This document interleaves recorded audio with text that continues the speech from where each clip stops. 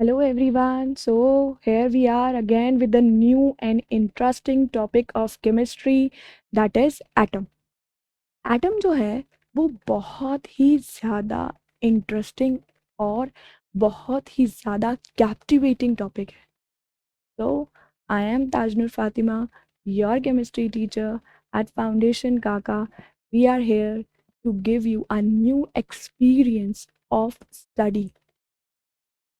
आज हम डिस्कस करेंगे कि एटम एक्चुअल में क्या है. एटम आपको क्या क्या नई नई चीज़ें आज सिखाएगा, ये आप बहुत अच्छे से जानेंगे भी और सीखेंगे भी. तो we are going to start with the atom, the basic building block of everything surrounds us. Even हमारी अगर बात करें तो भाई हम भी एटम के ही बने हैं. यानी कि कहा जाए तो एटम हमारी हर एक चीज़ में अवेलेबल है, हर एक चीज़ में. इवन हमारी बॉडी भी एटम की ही बनी हुई है. That is why the topic of today is atoms, the building blocks of everything. Atom बहुत इंटरेस्टिंग है. इसमें बहुत सारी ऐसी चीज़ें हैं जो हमें आज तक भी समझने की ज़रूरत है. तो we are going to start from the basic and then move to the advanced level. So today we are going to discuss what is atom. Atom actual में है क्या. देन हम बात करेंगे स्केल की कि क्या इमेजिन कर सकते हैं हम लोग कि एटम का साइज कितना होगा. अगर दुनिया की हर चीज़ एटम की बनी है तो एटम का साइज क्या है, वो सब आज हम डिस्कस करेंगे. नेक्स्ट, साइज के बारे में बात करने के बाद हम डिस्कस करेंगे अबाउट द एटम स्ट्रक्चर कि एटम का स्ट्रक्चर क्या क्या है, उसमें क्या क्या चीज़ें प्रेजेंट हैं और कैसे हम उन्हें यूज़ करते हैं. Next, how they made up our world, हमारी दुनिया एटम कैसे बना रहे हैं और हमें भी एटम कैसे बना रहे हैं, ये सब आज हम डिस्कस करने वाले हैं. तो let's start the fascinating world of atom.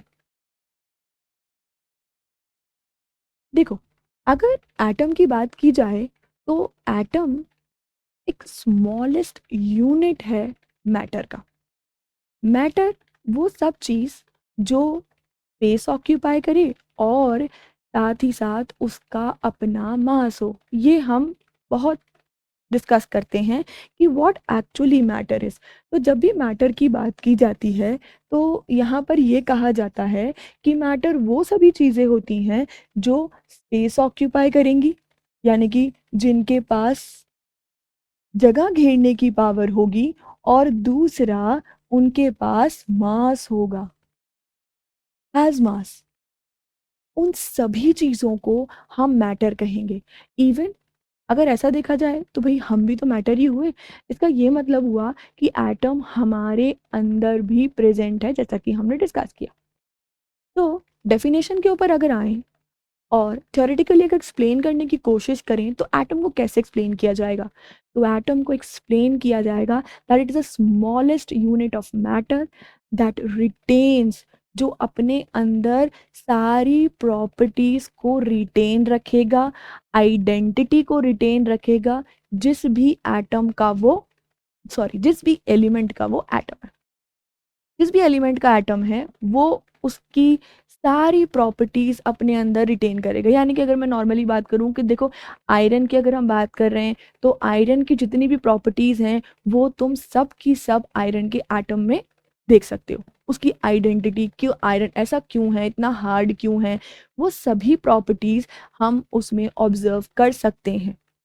तो अगर हम एलिमेंट्स की बात करें तो व्हाट आर एलिमेंट्स. तो एलिमेंट्स जो भी हमारे आसपास चीज़ें प्रेजेंट हैं जो एटम की बनी हुई हैं, उन्हें से आयरन हो गया, कार्बन हो गया और कॉपर हो गया, जिंक है, ये सभी एलिमेंट्स की कैटेगरी में काउंट किए जाते हैं. दूसरी चीज़ और कि हमने अभी कहा कि भाई एक एलिमेंट की जो भी प्रॉपर्टीज़ हैं वो एटम रिटेन करके रखेगा। यानी एक एलिमेंट किसका बना हुआ है? एटम का बना हुआ है। अगर हम ये बात कर रहे हैं कि एक एलिमेंट में जितनी भी प्रॉपर्टीज हैं वो उसके एटम में भी प्रेजेंट होंगी, तो इसका ये मतलब हुआ कि एटम एलिमेंट की बेसिक यूनिट है। यानी कि एटम के ही रिपीटिशन से, बार बार एटम के अरेंजमेंट से ही हमारा एलिमेंट बनके तैयार हो रहा है। अगर एलिमेंट्स की बात की जाए तो एलिमेंट्स में आ जाएंगे हमारे आयरन, कॉपर, जिंक, निकल, कार्बन, एक्सेट्रा एक्सेट्रा एक्सेट्रा। और भी बहुत सारे हैं। ऑक्सीजन है, नाइट्रोजन है, नोबल गैसेस है, हाइड्रोजन है हमारी, हीलियम है हमारी। ये जनरली हमारे सारे एलिमेंट्स हैं। इन सभी एलिमेंट्स की बेसिक यूनिट एटम बनेगी, और एटम उन एलिमेंट्स की सारी प्रॉपर्टीज को अपने अंदर रिटेन करके रखेगा, जैसे कि अभी हमने डिस्कस किया। अगर एटम को समझना है तो हम थोड़ा बहुत ये भी समझ सकते हैं कि आपने बहुत बार लीगो ब्लॉक्स देखे होंगे, जिनको अरेंज करके हम डिफरेंट डिफरेंट स्ट्रक्चर्स जनरेट कर सकते हैं। एक अकेला लीगो ब्लॉक हमें कुछ भी एक्सप्लेन नहीं कर पाता कि भाई इससे क्या स्ट्रक्चर बनने वाला है, क्या समझाने वाला है हमको। लेकिन हमको ये पता है कि व्हेन वी अरेंज देम, इनको अलग अलग स्ट्रक्चर्स के अंदर हम जोड़ कर बना सकते हैं। और जैसे हम लोग बायोलॉजी के अंदर बात करते हैं कि cell is the basic and the fundamental unit of life, similarly ऐसे समझ लो कि केमिस्ट्री में जब केमिकल्स की बात करोगे तो atom is the basic unit. Atom हर एक का बेस बनाएगा। एटम सबके अंदर प्रेजेंट होगा, चाहे वो लिविंग ऑर्गेनिजम्स हो चाहे वो नॉन लिविंग ऑर्गेनिजम्स हो, सबके अंदर एटम प्रेजेंट होगा। इवन जो बायोलॉजी का सेल हम बात करते हैं कि बेसिक और फंडामेंटल यूनिट है, वो भी एटम का ही बना होगा। Now can you imagine how small the atom is, कि कितना छोटा एक एटम हो सकता है। अगर हम ये कह रहे हैं कि वो सेल जिसको हम जनरली माइक्रोस्कोप की हेल्प से देखते हैं, वो भी किसी एक छोटे पार्टिकल का बना हुआ है, और उसमें भी मिलियंस में एटम्स प्रेजेंट हैं जो उसके स्ट्रक्चर को बना रहे हैं। तो हमारे सेल में कौन कौन से एटम प्रेजेंट होते हैं? भाई हमारे सेल में होता है कार्बन, हाइड्रोजन, नाइट्रोजन। ये सभी हमारे सेल में एग्जिस्ट करते हैं और हमारे सेल को एक स्ट्रक्चर प्रोवाइड करते हैं। जैसे हमारा सेल कंटिन्यूसली रिपीट होकर हमें एक इंडिविजुअल आइडेंटिटी देता है, सिमिलरली एटम भी अपने आप को रिपीट करके सेम सेम एटम्स एक पर्टिक्यूलर एरे में और अरेंजमेंट में अरेंज होकर एक पर्टिक्यूलर सब्सटेंस को जनरेट करते हैं। तो इन शॉर्ट देखा जाए तो एटम्स वो सब्सटेंसेस हैं, या हम कहें वो पार्टिकल्स हैं, जिनसे हर एक चीज बनी हुई है। एटम्स वो पार्टिकल्स हैं जिनसे हर एक चीज बनी हुई है, चाहे वो लिविंग थिंग हो चाहे वो नॉन लिविंग थिंग हो, सबके अंदर एटम जो है वो प्रेजेंट होता है। Now let's talk about something, the scale of the atom. कि भाई अभी हम बात कर रहे हैं कि कितना साइज होता है एटम का। तो अगर हम साइज की बात कर रहे हैं तो हम ये भी बात कर रहे हैं कि भाई एक्चुअल में जब इसको आइडेंटिफाई किया गया तो कैसा दिखता है, कितना बड़े साइज का होता है, वो चीज़ें आज हम डिस्कस करते हैं। ठीक है, तो साइज ऑफ द एटम की अगर बात की जाए तो एटम का जो साइज है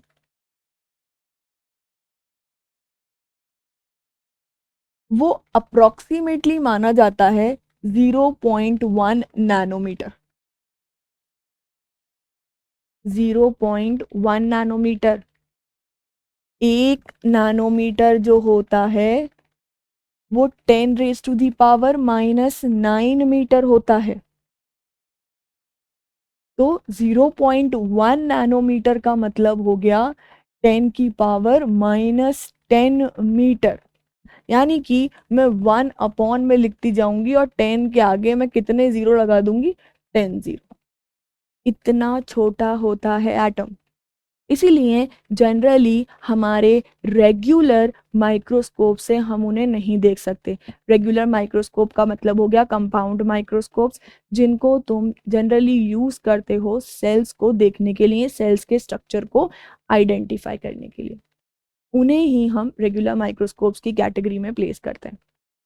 तो भाई इतना छोटा साइज है, तो आप इमेजिन करो कि अगर हम एक हेयर स्टैंड, अगर मैं नॉर्मली एक हेयर स्टैंड की बात करूँ, भाई देखो मेरा ही बाल लेके अगर हम बात करें, तो इतना पतला सा जो ये हेयर है हमारा, इसके अंदर ऑलमोस्ट 10 मिलियन एटम्स प्रेजेंट हैं। हम बात कर रहे हैं विड्थ की, कि इसकी मोटाई के हिसाब से इसके अंदर 10 मिलियन, या हम कहें 1 million according to the width. भाई किसी का मोटा होगा तो नंबर ऑफ एटम बढ़ जाएंगे, किसी का पतला होगा तो नंबर ऑफ एटम कम हो जाएंगे।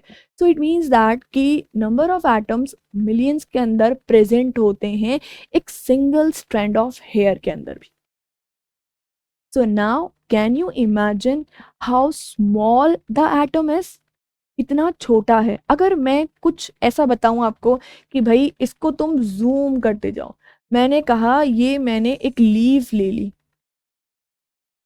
इस लीफ का एक पीस, छोटा सा पीस मैंने जूम किया, तो जूम करने के बाद और माइक्रोस्कोप में देखने के बाद इसमें मुझे मिलेंगे छोटे छोटे सेल्स।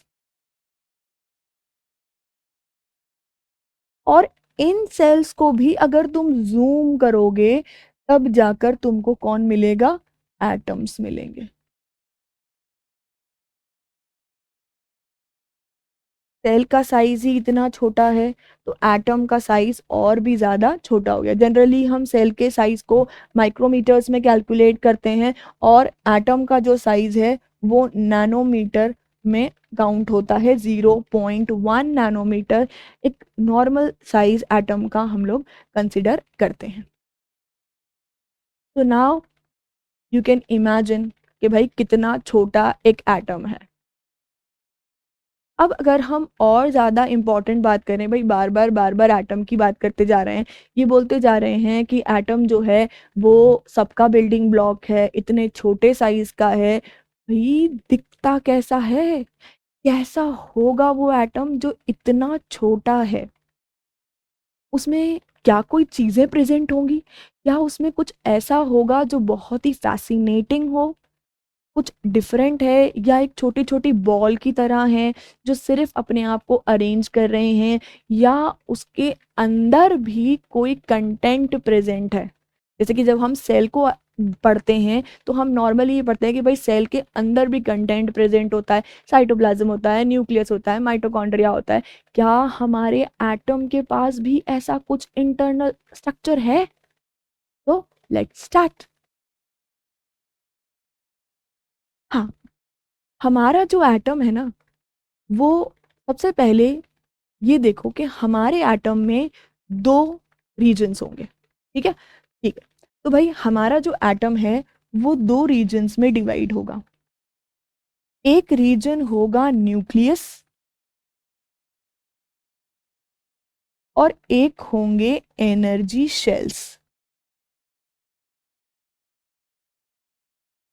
एक रीजन होगा न्यूक्लियस और एक रीजन होगा एनर्जी शेल्स।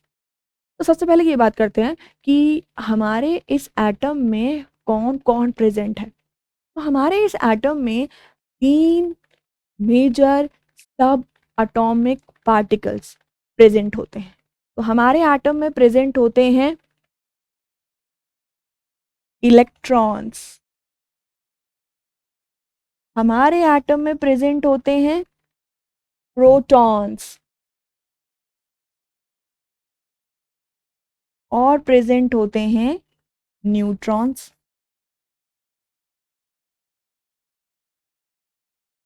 हमारे एटम के अंदर चाहे किसी का भी एटम हो, किसी भी सब्सटेंस का हो, हमारा ही क्यों ना हो, नॉन लिविंग थिंग्स का क्यों ना हो, सबके एटम में 3 सब एटॉमिक पार्टिकल्स प्रेजेंट होते हैं. And what are these 3 subatomic particles? The 3 subatomic particles are electrons, protons and neutrons. ये 3 सब एटॉमिक पार्टिकल्स हमारे एटम के अंदर प्रेजेंट होते हैं. Now let's check the structure कि what exactly the structure is which is related with the atom structure. तो एक एटम के स्ट्रक्चर में सेंटर में एक कोर होता है. ये जो रेड आपको दिख रहा है, this is the core of the atom, जिसको हम न्यूक्लियस कहते हैं. जैसे सेल का न्यूक्लियस होता है ना, सिमिलरली वैसा ही न्यूक्लियस. ठीक है, इसे हम न्यूक्लियस कहते हैं. इस न्यूक्लियस में 2 सब एटॉमिक पार्टिकल्स प्रेजेंट होते हैं, और वो 2 सब एटॉमिक पार्टिकल्स हैं न्यूट्रॉन्स एंड प्रोटॉन्स. न्यूट्रॉन्स और प्रोटॉन्स जो हैं वो न्यूक्लियस के अंदर प्रेजेंट होते हैं, और इनको कंबाइन करके हम न्यूक्लियॉन्स कहते हैं.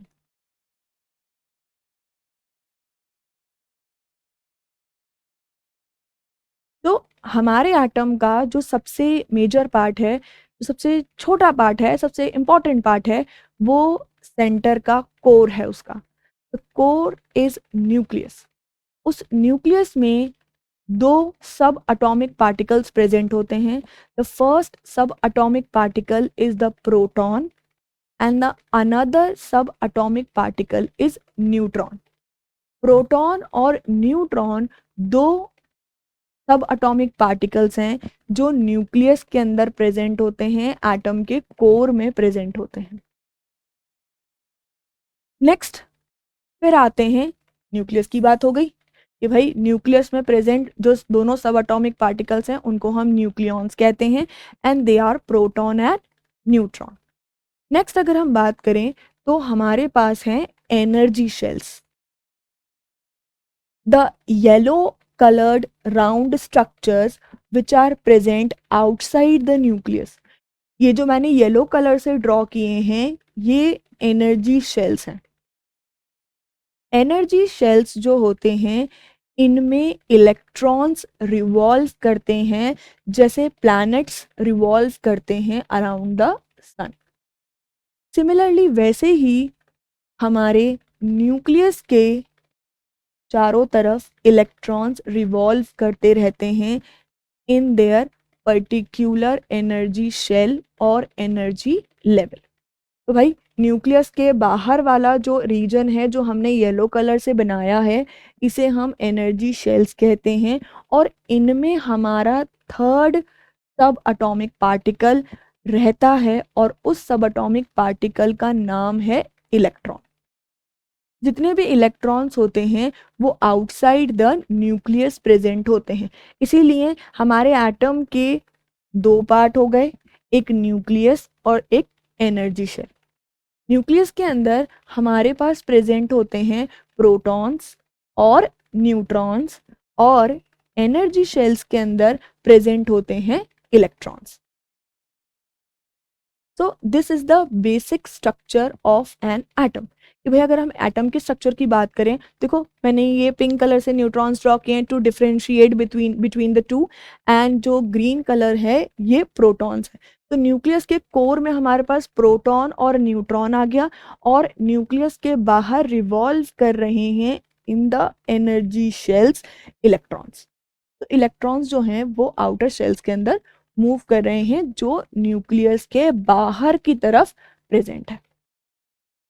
तो एक्चुअल में व्हाट आर द प्रॉपर्टीज, अब इन्हें आइडेंटिफाई करें तो इनको कैसे हम डिफरेंशिएट करेंगे, कैसे बताएंगे कि प्रोटॉन क्या होता है, न्यूट्रॉन क्या होता है और इलेक्ट्रॉन क्या होता है. तो let's talk about these 3 subatomic particles.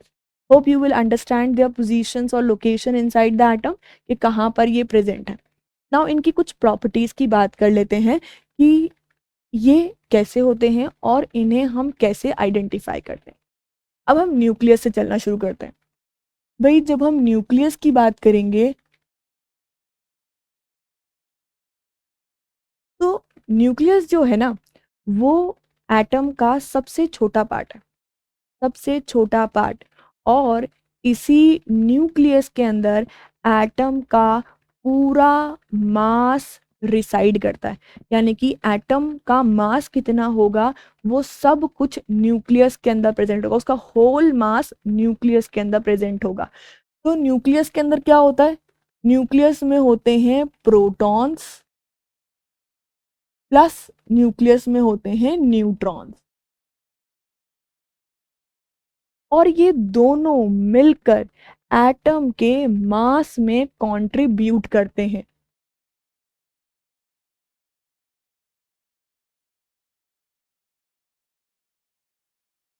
ये एटम के मास में कंट्रीब्यूट करेंगे दोनों के दोनों मिलकर। तो न्यूक्लियस में प्रोटॉन्स और न्यूट्रॉन्स होते हैं और ये दोनों मिलकर एटम के मास में कंट्रीब्यूट करते हैं। नेक्स्ट इंपॉर्टेंट बात, भाई ये जो प्रोटॉन्स होते हैं ना दे आर पॉजिटिवली चार्ज्ड, ये पॉजिटिवली चार्ज्ड होते हैं, इनके ऊपर पॉजिटिव चार्ज लगा होता है। और जो ये न्यूट्रॉन्स होते हैं, और जैसा इनका नाम इनको बता रहा है, तो ये जो न्यूट्रॉन्स हैं ये कहलाते हैं न्यूट्रल। ये न्यूट्रल होते हैं, न्यूट्रल का मतलब इनका जो चार्ज होगा वो हो जाएगा ज़ीरो। तो न्यूट्रॉन का चार्ज हो गया ज़ीरो, प्रोटॉन का चार्ज हो गया पॉजिटिव। अब जब मैं एक एटम को देख रही हूँ तो एक एटम के सेंटर में न्यूक्लियस है, जो सबसे छोटा पार्ट है उसमें दो सब एटॉमिक पार्टिकल्स प्रेजेंट हैं, एक प्रोटॉन जो पॉजिटिवली चार्ज्ड है, एक न्यूट्रॉन जो न्यूट्रल है, और दोनों मिलकर एटम का पूरा मास बना रहे हैं। यानी कि एटम का पूरा मास जो है वो उसके न्यूक्लियस के अंदर रिसाइड कर रहा है, उसके न्यूक्लियस के अंदर वो प्रेजेंट है। नेक्स्ट इंपॉर्टेंट थिंग, प्रोटॉन पर चार्ज कितना होगा। जब हम प्रोटॉन की बात करते हैं तो प्रोटॉन पर चार्ज हम कहते हैं +1। एक प्रोटॉन पर प्लस का 1 चार्ज होता है। और न्यूट्रॉन पे तो मैंने आपको बता ही दिया कि भाई न्यूट्रॉन पर चार्ज नहीं होता, तो ये ज़ीरो होगा। यानी कि अब मैंने ये देख लिया कि मेरे एटम के अंदर पॉजिटिव चार्ज पार्टिकल्स न्यूक्लियस के अंदर प्रेजेंट हैं, वो सारे के सारे न्यूक्लियस के अंदर रहते हैं। पॉजिटिव चार्ज पूरा का पूरा कहाँ होगा, न्यूक्लियस में होगा। फिर नेक्स्ट आ जाते हैं हम एनर्जी शेल्स के ऊपर। जब हम एनर्जी शेल्स की बात करते हैं तो एनर्जी शेल्स जनरली देखा जाए तो वो पाथवेज होते हैं जिनमें इलेक्ट्रॉन्स रिवॉल्व करते हैं अराउंड द न्यूक्लियस। न्यूक्लियस के चारों तरफ वो इन्हीं एनर्जी शेल्स में घूमते रहते हैं। तो इनमें प्रेजेंट होते हैं electrons.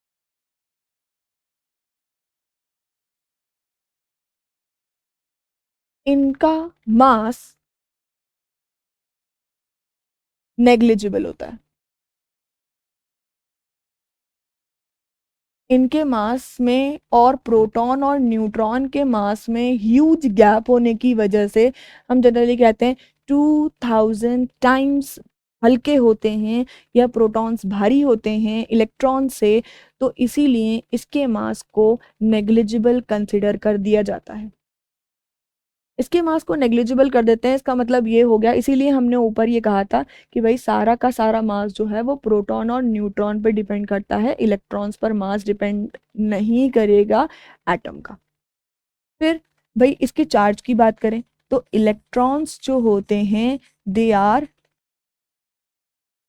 Negatively charge species, negative होते हैं। तो कितना नेगेटिव चार्ज होगा, जितना प्रोटॉन पे होगा। अगर प्रोटॉन पे हम कह रहे हैं प्लस का 1 चार्ज है तो न्यूट्रॉन पे हो जाएगा, सॉरी इलेक्ट्रॉन पे हो जाएगा माइनस का 1 चार्ज। इलेक्ट्रॉन पे कितना चार्ज हो जाएगा? -1 चार्ज हो जाएगा। प्रोटॉन पे +1, इलेक्ट्रॉन पे -1। तो एक एटम की अगर बात की जाए तो भाई एक एटम इलेक्ट्रिकली न्यूट्रल होता है। एक एटम न्यूट्रल होता है, यानी कि उसमें दोनों चीज़ें प्रेजेंट है। देखो, पॉजिटिव भी है, नेगेटिव है, लेकिन उसके बाद भी एक एटम इलेक्ट्रिकली न्यूट्रल होता है, मतलब उसके ऊपर किसी भी तरह का कोई चार्ज नहीं होता। और उसका रीज़न ये है कि उसमें जितने प्रोटॉन होंगे उतने ही उसके अंदर क्या प्रेजेंट होंगे? इलेक्ट्रॉन्स प्रेजेंट होंगे। हमारे एटम में कोई चार्ज नहीं होता जब हम उसको रिप्रेजेंट करते हैं with a symbol, because the number of protons and the number of electrons are equal inside an atom. एक एटम के अंदर इलेक्ट्रॉन प्रोटॉन बराबर होते हैं।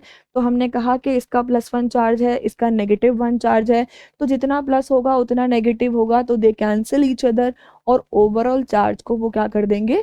0 कर देंगे। सिमिलरली अगर हम बात करें कि भाई अब दोबारा से हम देख लेते हैं कि क्या स्ट्रक्चर रह गया हमारा। तो हमारे स्ट्रक्चर में सेंटर में न्यूक्लियस, न्यूक्लियस में प्रोटॉन न्यूट्रॉन, जिनको हम न्यूक्लियॉन्स कहेंगे, और उसके ऊपर पूरा का पूरा मास एटम का डिपेंड करेगा। साथ में एनर्जी शेल्स होती हैं जहाँ पर इलेक्ट्रॉन्स जो हैं वो प्लेस किए जाते हैं। अब अगर इन्हीं एनर्जी शेल्स की बात की जाए तो ये हमेशा याद रखना है कि एटम के स्ट्रक्चर में जो एनर्जी शेल्स बनती हैं उनकी काउंटिंग इनसाइड टू आउटसाइड होती है। यानी कि अगर हम रिप्रेजेंट करने जाएंगे तो ये अंदर वाली जो न्यूक्लियस के पास है ये शेल नंबर 1 होगी, उसके बाद वाली ये शेल नंबर 2 होगी, और उसके बाद वाली ये शेल नंबर 3 होगी। यानी कि हम रेगुलरली जैसे जैसे बाहर की तरफ मूव करते जाएंगे वैसे वैसे हमारी जो शेल्स होंगी वो बाहर की तरफ इंक्रीज होंगी। शेल नंबर 1 कौन सी होगी? जो न्यूक्लियस के जस्ट बाद प्रेजेंट होगी। शेल नंबर 2 जो न्यूक्लियस के फिर शेल नंबर 1 के बाद होगी, फिर 3, फिर 4, ऐसे वो साइज में बढ़ती चली जाएगी जैसे ही हम अंदर से बाहर की तरफ मूव करना शुरू करेंगे। तो जनरली हर एक के अंदर नंबर ऑफ इलेक्ट्रॉन्स को फिक्स कर दिया जाता है कि कितने नंबर ऑफ इलेक्ट्रॉन्स एक पर्टिकुलर शेल में प्रेजेंट होंगे, रिसाइड करेंगे। अब क्या कभी आपने सोचा है कि एटम के बारे में सबसे पहले किसने सोचा था? कौन था जिसको ये आइडिया आया था कि हर एक मैटर जो है वो एटम का बना हुआ है? कोई तो होगा, कहीं से तो शुरुआत हुई होगी। तो we are going to conclude this video here, and मैं आपको छोड़ के जा रही हूँ ये सोचने के लिए कि कौन था जिसने सबसे पहले एटम के बारे में सोचा था। और हम उसके बाद और डिस्कशंस करेंगे हमारी नेक्स्ट वीडियोस के अंदर कि कैसे एटम को हमने धीरे धीरे एक आइडिया के बाद हमने उसको धीरे धीरे रिफाइन किया और आज हम कौन से स्ट्रक्चर को फॉलो करते हैं। ये तो एक जनरल स्ट्रक्चर था जिसके बारे में हम लोग बात करते हैं, पर धीरे धीरे जहाँ से हमने आइडिया स्टार्ट किया था कि एटम भी कोई चीज़ होती है, उसके बाद उसमें जो रिफाइनमेंट्स हमने किए हैं हम उन सब को डिस्कस करेंगे हमारी इस एटॉमिक सीरीज़ के अंदर। Thank you so much. Please like, share and subscribe the channel.